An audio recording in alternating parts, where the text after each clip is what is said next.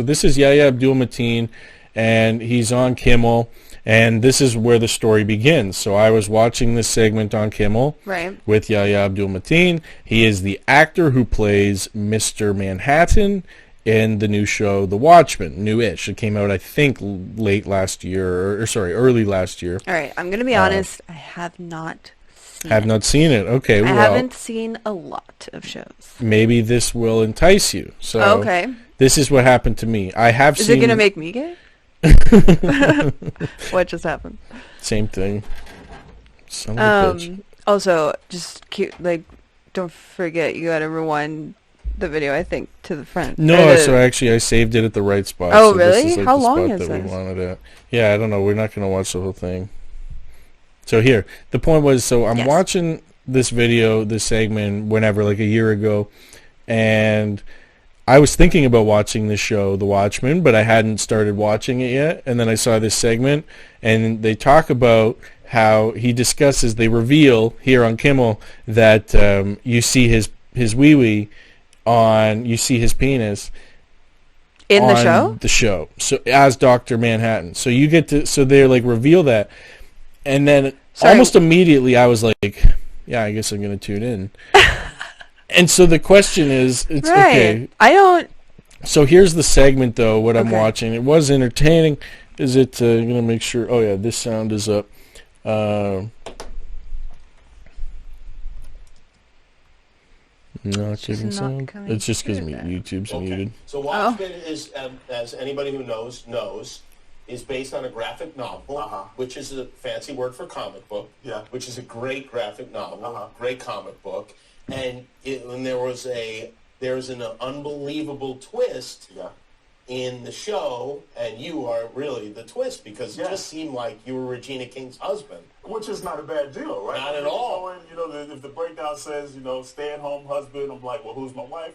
Regina King, HBO, you don't really got to say much else. So Damon Lindelof is the writer and creator. You know what I mean? I'm going to sign up for that job 7 days out of the week. Did you know that it was going to start off very domestic, and then it was suddenly you would become a nude blue god? Nah, man. You did not know. Had no because idea. the thing about Dr. Manhattan is he's naked all the time. He never wears clothes.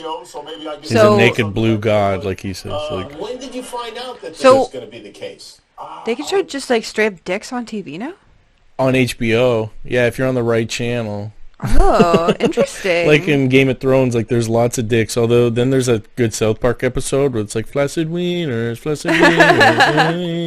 because they're like, why does he only show flaccid wieners? Is he scared of hard wieners? That's true, actually. Interesting. And Butters just can't get it out of his head the entire episode. And yeah, so they can fully show cock and balls all on screen. Wow. And so you get to see his. Immediately, I decided at that moment I was going to watch the show. But in my defense, so this is where, you guys, you can say what you want.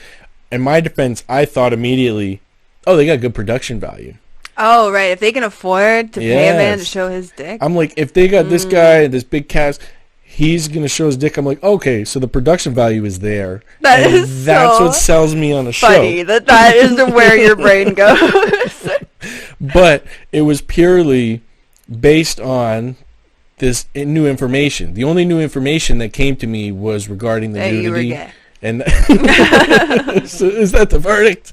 Is that the verdict? I feel like I have preserved my innocence, or at least my straightness, not to imply that there's any lack of innocence, and I don't even innocence. So I think that you should, not be afraid of these feelings.